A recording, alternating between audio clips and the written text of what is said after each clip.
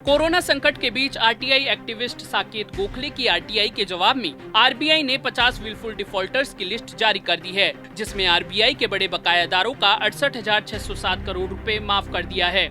इसे लेकर कांग्रेस लगातार बीजेपी पर हमलावर है। इसी कड़ी में गहलोत सरकार के परिवहन मंत्री प्रताप सिंह खाचरियावास ने बीजेपी पर तीखा हमला बोला है। खाचरियावास ने बीजेपी नेताओं और मंत्रियों पर घोटाले पर पर्दा डालने का आरोप लगाया और साथ ही कहा कि बीजेपी शब्दों के मायाजाल से देश की जनता के साथ धोखा नहीं कर सकती। आगे मंत्री प्रताप सिंह खाचरियावास ने क्या क्या कहा, जानने के लिए देखिए पॉलिटॉक्स की है खास रिपोर्ट। ये है टॉक्स न्यूज नेटवर्क और आप देख रहे हैं पॉलिटॉक्स, राजनीति का कच्चा चिट्ठा।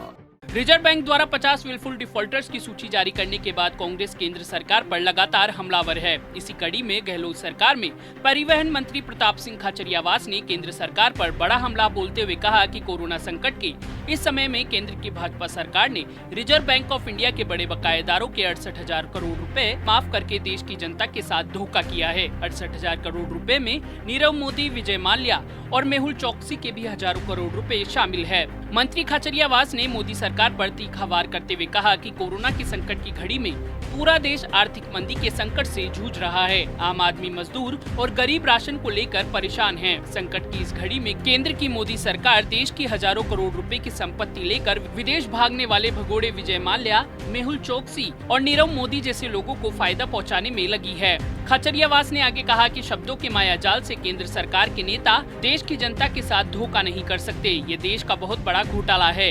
इतने बड़े बड़े घोटाले जब सामने आते हैं तब इन घोटालों पर पर्दा डालने के लिए केंद्र सरकार के मंत्री और नेता इधर उधर की बातें करने लगते हैं।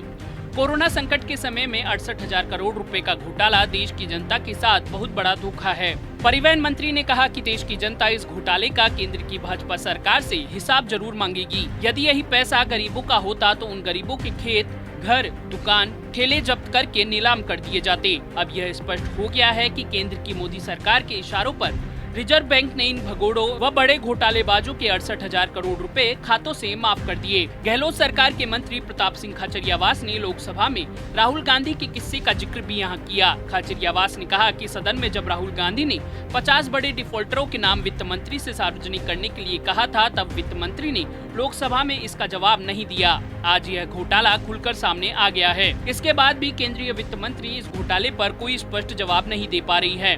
गौरतलब है कि विलफुल डिफॉल्टर्स की सूची सामने आते ही राहुल गांधी और पार्टी प्रवक्ता रणदीप सिंह सुरजेवाला ने केंद्र सरकार पर निशाना साधा था। इसके बाद वित्त मंत्री निर्मला सीतारमण ने ट्विटर पर कई सारे ट्वीट करते हुए राहुल गांधी की बातों का खंडन करते हुए कांग्रेस पर भ्रम फैलाने का आरोप लगाया था। इसके बाद रणदीप सिंह पलटवार करते हुए केंद्र सरकार पर इन सभी मोटे आसामियों को बचाने का आरोप लगाया था। पॉलिटॉक्स ब्यूरो, जयपुर। ये है टॉक्स न्यूज नेटवर्क और आप देख रहे हैं पॉलिटॉक्स, राजनीति का कच्चा चिट्ठा।